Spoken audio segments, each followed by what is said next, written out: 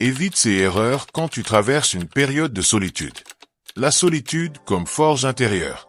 Être seul, ce n'est pas simplement l'absence de compagnie. C'est comme se tenir debout au cœur d'une tempête, sans abri.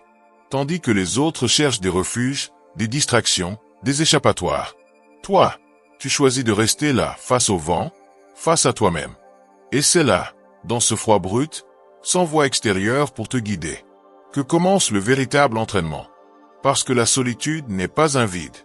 C'est une révélation. Ce texte ne cherche pas à embellir l'isolement avec des phrases creuses. Il s'adresse à ceux qui ont déjà été confrontés à eux-mêmes. À ceux qui ont connu le chaos intérieur. La guerre dans leur propre tête. Il est là pour te montrer que cette même solitude, si tu cesses de la fuir et que tu apprends à l'habiter, peut devenir ta plus grande transformation. Être seul ne signifie pas être incomplet. Cela signifie cesser de dépendre pour commencer à se construire de l'intérieur. Et oui, ça fait mal. Parce que le silence ne flatte pas. Il confronte. Il te jette à la figure tout ce que tu as évité de regarder. Tes peurs, tes impulsions, tes dépendances, tes illusions. Mais si tu soutiens le regard, si tu ne détournes pas les yeux, alors commence le vrai changement. Personne ne devient fort sous les applaudissements. La force naît quand il n'y a personne pour te relever. Et que tu te relèves quand même. La solitude est un champ d'entraînement. C'est là que tu domptes tes émotions, que tu affûtes ton esprit, que tu façonnes ton caractère. Ce n'est pas une étape à traverser. C'est un rituel de renaissance. Le silence est une grotte. De l'extérieur, elle semble vide. Mais une fois à l'intérieur, tout change. Tu ne vois rien. Tu n'entends rien. Jusqu'à ce que tu commences à t'écouter. Et là surgissent les pensées que tu avais enterrées. Les peurs que tu avais maquillées. Les vérités que tu avais niées. Le silence n'est pas l'absence de bruit. C'est la présence totale de toi-même. Beaucoup fuient le silence. Ils le remplissent de musique, de réseaux, de conversations vides. Mais tôt ou tard, si tu veux grandir, tu devras éteindre le monde pour pouvoir t'écouter. Parce que la croissance ne vient pas des stimulations extérieures, mais du courage de faire face à ce que tu as toujours évité. Marc Aurèle écrivait pour organiser son esprit au milieu du chaos. Épictète enseignait que tu ne peux pas contrôler le monde, mais tu peux contrôler tes jugements, tes pensées, ton dialogue intérieur. Et cet entraînement commence dans le silence. Pas quand tu es entouré, mais quand le seul son est ta respiration.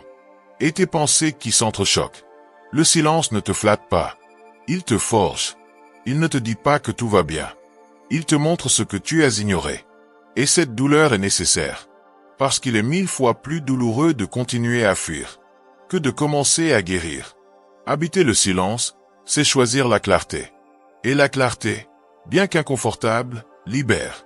Chaque matin en silence est un rendez-vous avec toi-même. Chaque nuit sans bruit est une fenêtre ouverte sur ton monde intérieur. Ne t'effraie pas si ce que tu entends n'est pas joli. Personne ne commence avec un esprit en paix. Mais seul celui qui reste, qui écoute avec humilité, peut commencer à s'organiser de l'intérieur. Pourquoi fuis-tu ta propre présence? Que essaies-tu d'éviter exactement? Que se passe-t-il quand toutes les voix s'éteignent et qu'il ne reste que la tienne? Ne fuis pas le silence. Utilise-le. C'est là que l'esprit fort s'entraîne. C'est là que tu découvres qui commande en toi, tes peurs ou ta conscience. Tu n'es pas dans une grotte pour te cacher. Tu es là pour t'écouter. Et quand tu le fais, tu n'as plus besoin de bruit pour te sentir vivant. Crée de l'ordre avant que le chaos ne décide pour toi. L'esprit est comme une pièce sans fenêtre. Si tu ne choisis pas ce qui entre et ce qui sort, la poussière s'accumule, les objets s'entassent. Et le désordre te consume de l'intérieur. Personne n'entre là sauf toi.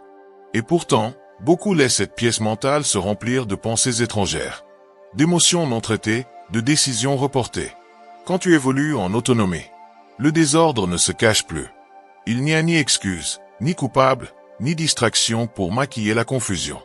La solitude reflète ton état intérieur. Chaque acte devient un miroir. Les vêtements non pliés, la vaisselle ignorée, le réveil repoussé. Tout parle de ton monde intérieur.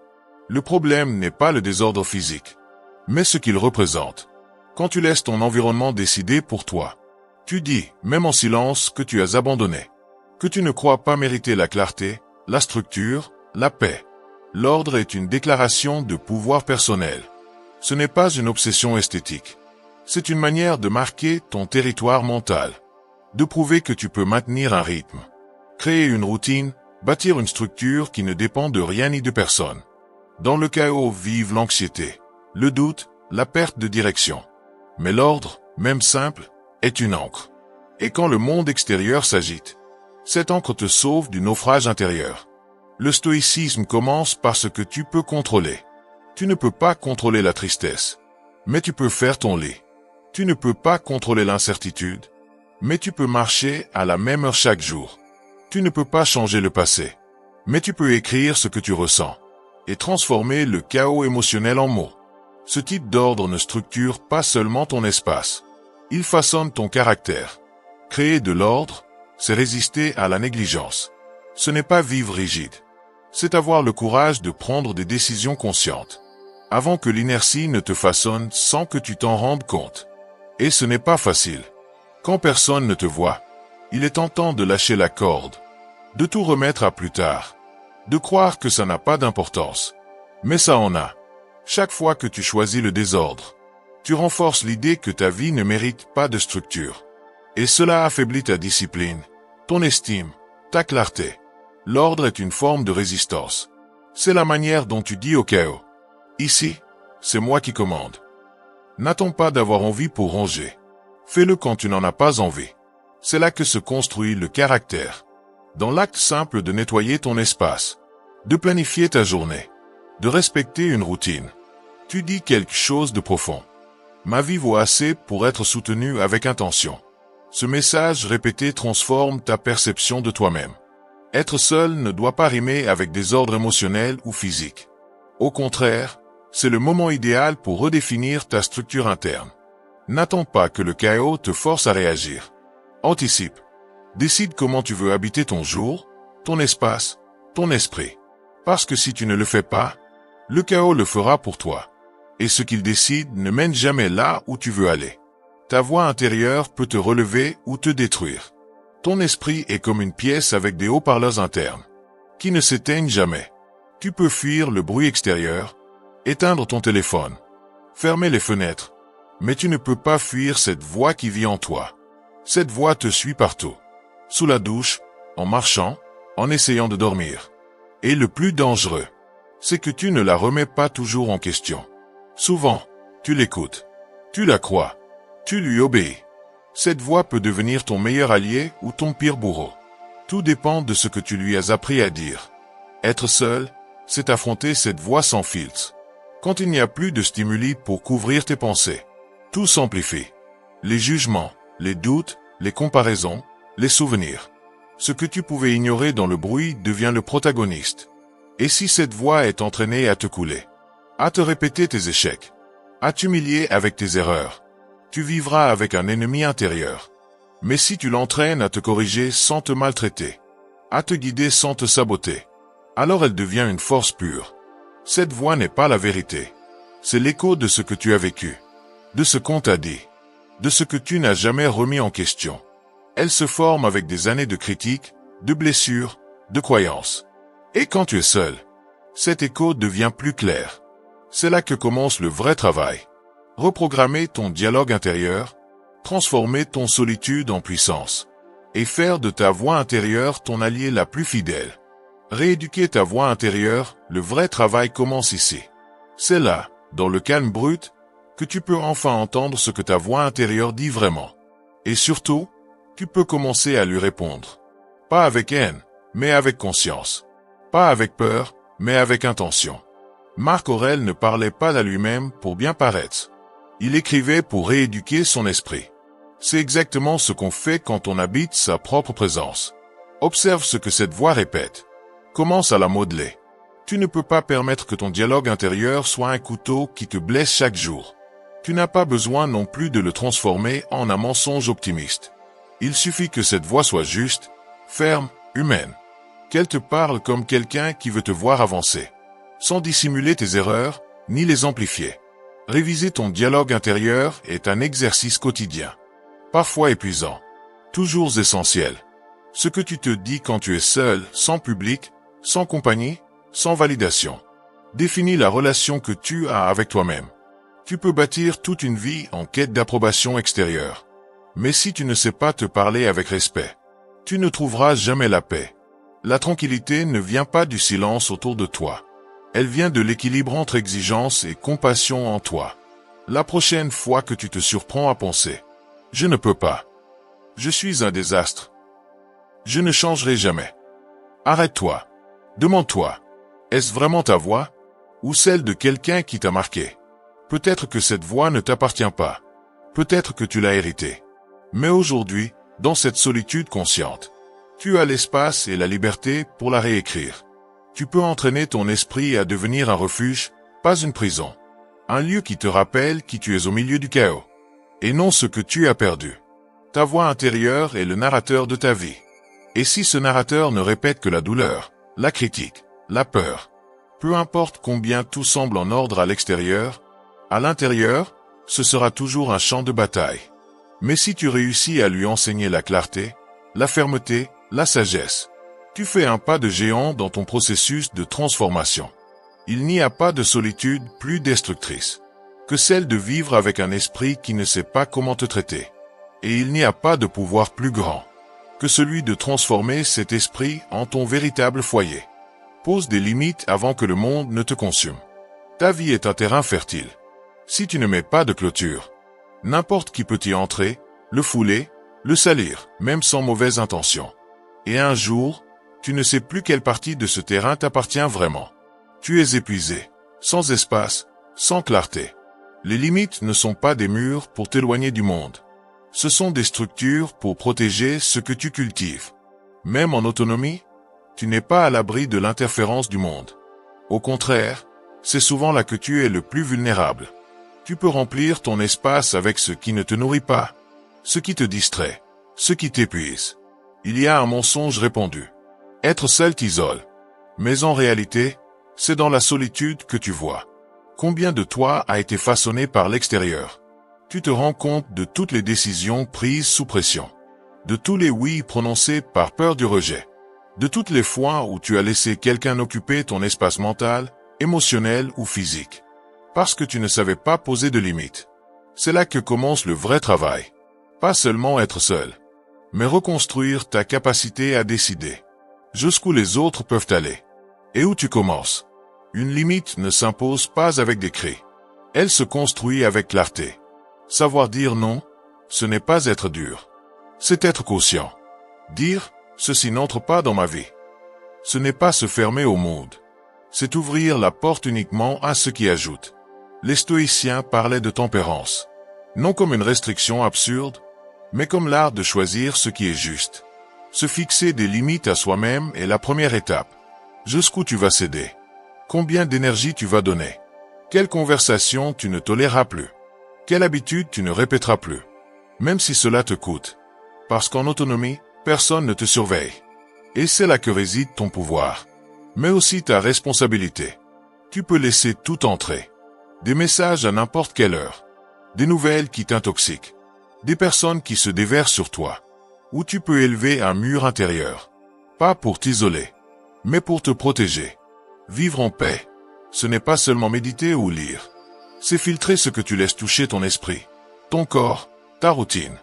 Et cela ne se fait qu'avec des limites fermes, conscientes, soutenues. Beaucoup se sentent coupables de poser des limites. Ils pensent qu'ils sont durs, qu'ils éloignent les autres. Mais en réalité, ils se rapprochent d'eux-mêmes. Si tu ne prends pas soin de ton espace, personne ne le fera à ta place. Tu ne peux pas blâmer le monde d'avoir envahi ce que tu as laissé ouvert. C'est inconfortable, oui, mais nécessaire.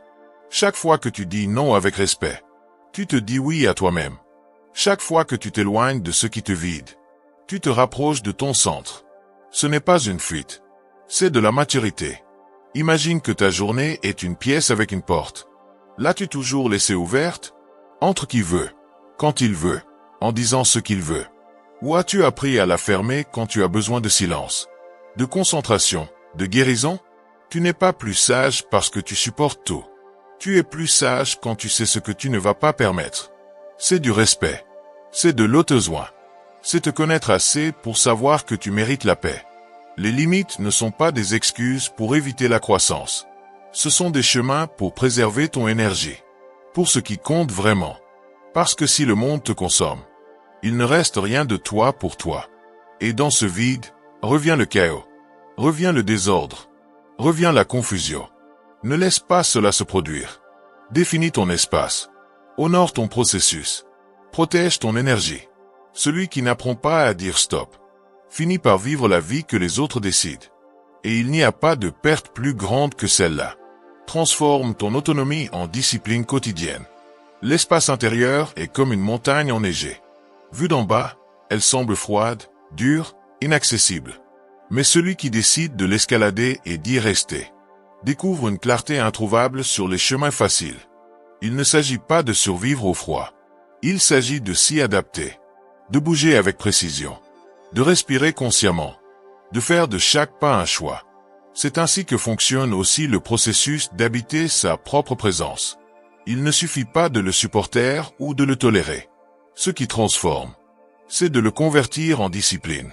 Une forme de vie qui te forge, qui t'organise, qui t'apprend qui tu es quand tout l'extérieur disparaît. La plupart croient que l'autonomie est une parenthèse, un moment entre les relations, entre les étapes, entre les projets.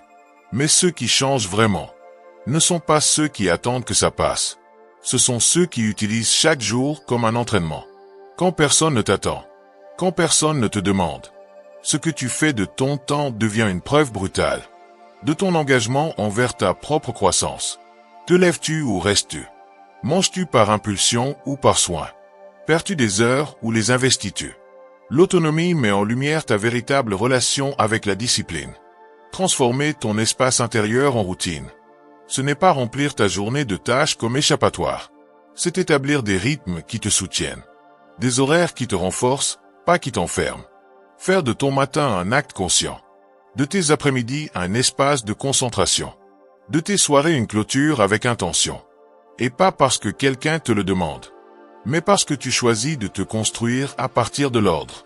La discipline en autonomie, c'est la vraie liberté. Pas la liberté de faire n'importe quoi, mais la liberté de diriger ton énergie vers ce qui en vaut la peine, vers ce qui te fait avancer, même quand personne ne regarde. Les stoïciens ne parlaient pas de discipline comme d'une punition, mais comme d'une vertu. Sénèque disait que la liberté, c'est d'obéir à la raison. Épictète enseignait que celui qui se domine lui-même n'a plus besoin de dominer quoi que ce soit d'autre. Évoluer en autonomie est l'occasion parfaite de pratiquer cette forme de liberté réelle, celle qui ne dépend ni de la surveillance, ni des règles imposées, mais de la conviction. Quand tu te disciplines dans le silence, tu te dis à toi-même que tu comptes, que tes habitudes ne sont pas décoratives, elles sont fondamentales. N'attends pas d'être motivé, attends d'être engagé. La motivation s'en va, la discipline reste. Il y aura des jours où tu ne voudras pas te lever, où tu seras tenté par les distractions, où tu sentiras que rien n'a de sens. C'est là que se mesure ton processus.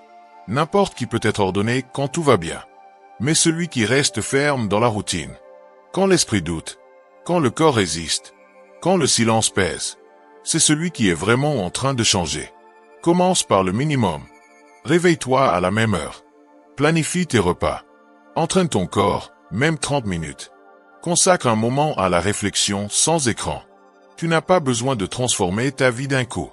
Tu as juste besoin de te prouver, jour après jour, que tu peux te soutenir sans dépendre du chaos extérieur. Et quand cela devient une habitude, tu comprends quelque chose de fondamental. Ce n'était pas l'autonomie qui était le problème. C'était l'outil dont tu avais besoin pour devenir quelqu'un de solide. Parce que quand l'espace intérieur cesse d'être une improvisation et devient un rituel, il ne fait plus peur. Il donne du pouvoir. Le pouvoir de te choisir. Le pouvoir de ne pas te distraire. Le pouvoir de continuer à avancer sans témoin. Et cela, dans un monde saturé de bruit, est une forme de force que peu de gens connaissent. Mais tu peux la construire, pas à pas, jour après jour, jusqu'à ce que l'autonomie cesse d'être un lieu inconfortable et devienne ta meilleure discipline. Être soi-même sans témoin, c'est marcher sur un pont invisible. Personne ne voit si tu avances ou si tu t'arrêtes, si tu trébuches ou si tu te relèves. Seul toi sais si le sol est ferme ou si tu es au bord de l'effondrement. Il n'y a pas de public, pas de validation, Pas de regard pour te récompenser. Il n'y a que toi et ta conscience. Et c'est le jugement le plus difficile à affronter. Quand personne ne te regarde, il n'y a plus d'excuses. Il ne reste que tes décisions. Et c'est là que se révèle qui tu es vraiment. La plupart des gens se comportent en fonction de leur environnement. Dehors, ils sont courageux, concentrés, positifs. Mais quand le silence s'installe, quand la nuit tombe et que toutes les voix s'éteignent, la version réelle apparaît. Pas celle que le monde applaudit, mais celle que personne ne connaît. Dans cet espace sans témoin, chaque décision pèse plus lourd. Parce que faire ce qui est juste sans avoir besoin d'être vu, c'est là que tu construis ton caractère. Mais si ta discipline dépend du regard des autres, tu ne deviens pas fort. Tu deviens acteur. Le problème n'est pas l'autonomie. Le problème est ce que tu fais de ce silence. Tu peux l'utiliser pour grandir ou pour te détruire. Tu peux le transformer en excuse ou en entraînement. Personne ne voit si tu repousses ton jour ou si tu l'affrontes. Personne ne t'applaudit si tu tiens ta parole. Personne ne te blâme si tu mens ou si tu abandonnes. Mais toi, tu le sais. Et cette connaissance pèse. Elle pèse quand tu prétends que ça n'a pas d'importance. Elle pèse quand tu répètes que demain sera différent. Mais qu'aujourd'hui, tu retombes dans les mêmes schémas. Ce que tu fais sans témoin s'accumule. Cela s'inscrit dans ton esprit. Et un jour, cela devient ton identité. Les stoïciens insistaient sur l'intégrité intérieure. Marc Aurèle écrivait pour se rappeler à lui-même. Quel type d'homme il voulait être? Pas pour être admiré, mais pour ne pas se perdre dans les flatteries ou le chaos.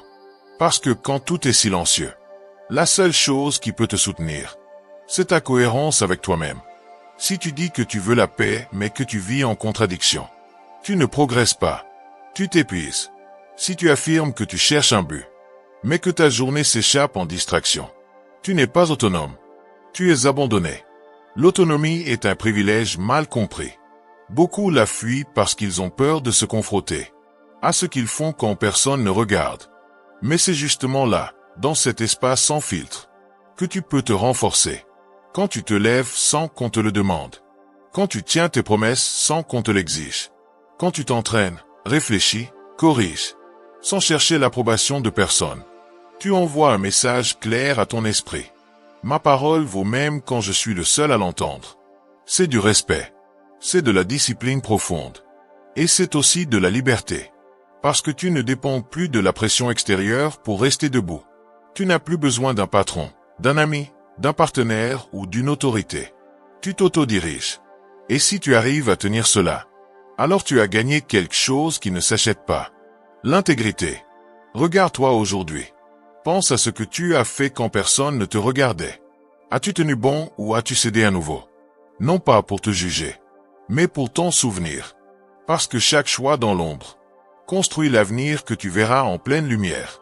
Et si aujourd'hui tu décides de te corriger, si aujourd'hui tu tiens bon même sans témoin, tu es un pas de plus vers une version réelle, solide et libre de toi-même. Personne n'a besoin de le savoir. Il suffit que toi, tu ne l'oublies pas. Le silence révèle ce que le bruit te cache. Le bruit est comme un brouillard lumineux. Il brille, distrait, séduit, mais il cache aussi.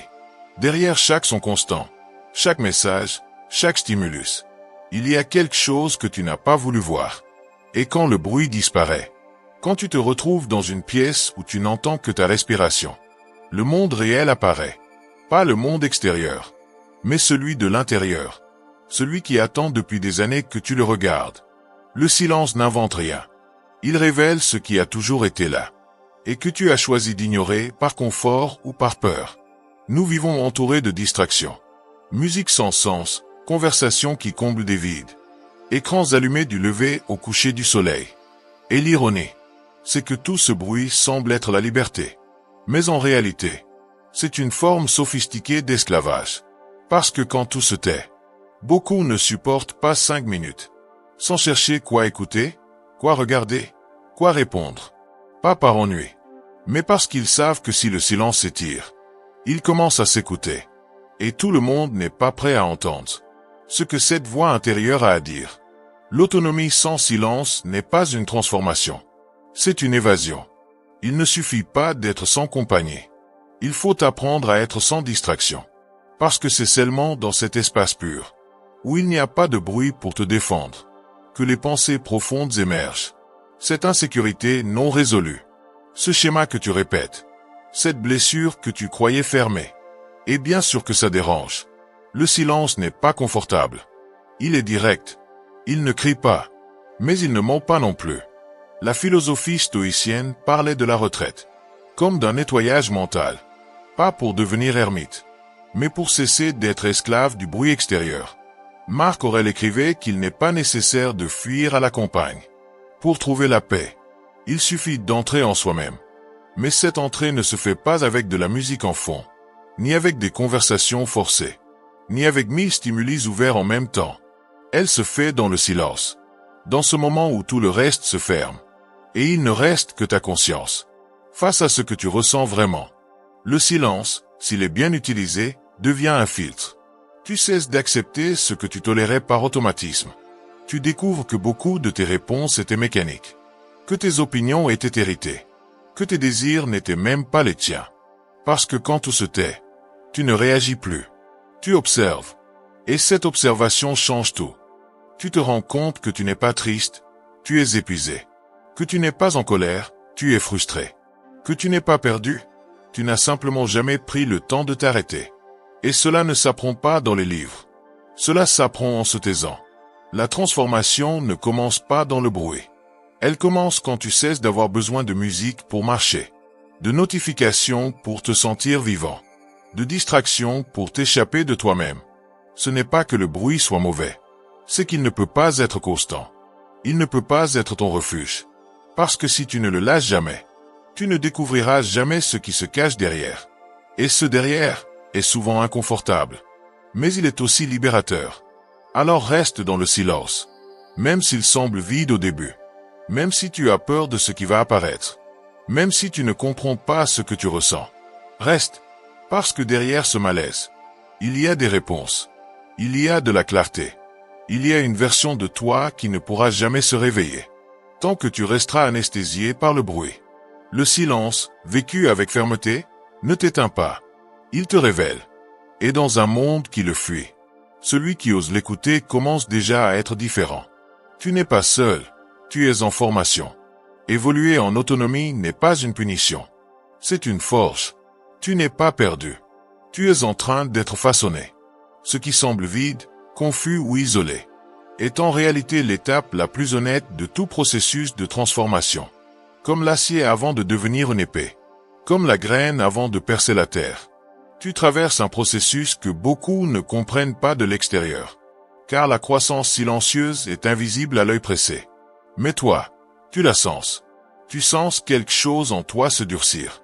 Non pas par froideur, mais par solidité. Et même si cela fait mal, c'est une évolution.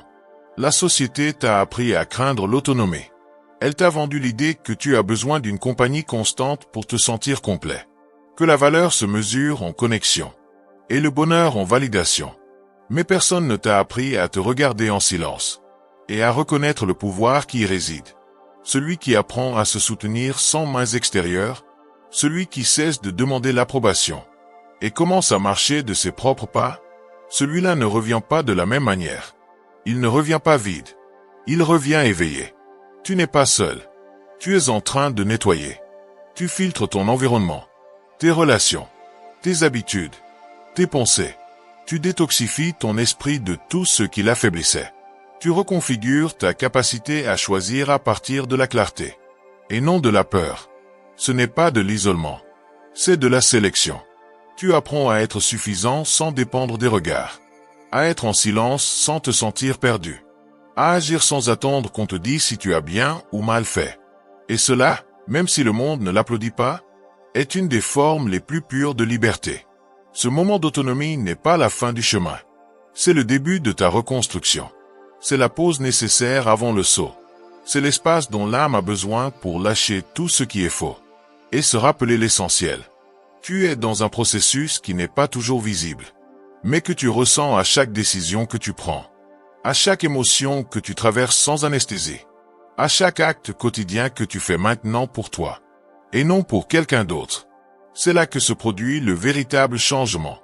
Pas dans les discours, pas dans les plans futurs, mais dans ce que tu choisis aujourd'hui, dans ce que tu soutiens en silence, dans ce que tu décides de laisser derrière toi sans faire de bruit. Rappelle-toi ceci. Tu n'es pas brisé. Tu es en train de construire une base. Tu n'es pas isolé. Tu es en train de te reconnecter avec toi-même. Et tu ne perds pas ton temps. Tu affines l'instrument qui jouera avec force lorsque le moment sera venu. Cette étape est difficile. Oui, il n'y a pas d'applaudissements. Il n'y a pas de témoins. Mais c'est pour cela qu'elle est sacrée. Parce que tout ce que tu accomplis maintenant, tout ce que tu conquiers dans ce silence, sera à toi pour toujours. Personne ne pourra te l'enlever. Personne ne pourra le faire. Tu n'es pas seul. Tu es en formation. Tu écris une nouvelle version de toi-même. Chaque jour où tu choisis de ne pas abandonner, chaque silence que tu habites sans fuir, chaque limite que tu imposes, chaque pensée que tu transformes, tu apprends à être avec toi, sans bruit, sans mensonge, sans masque. Et lorsque ce processus sera terminé, tu n'auras pas besoin de t'expliquer. Ta présence parlera pour toi. Et le monde le ressentira, même s'il n'a jamais vu le chemin que tu as parcouru. Parce que ceux qui se forment dans le silence marchent avec une force qui ne se crie pas. Elle se respire. Elle se remarque. Elle s'impose sans effort, sans mots, juste en existant. Merci d'être resté jusqu'à la fin. Si tu as tout lu, commente, je suis stoïcien. Notre signe secret pour reconnaître ceux qui cultivent leur esprit avec intention. Abonne-toi, aime, partage. Et surtout, continue à cultiver ton esprit stoïque. À très bientôt.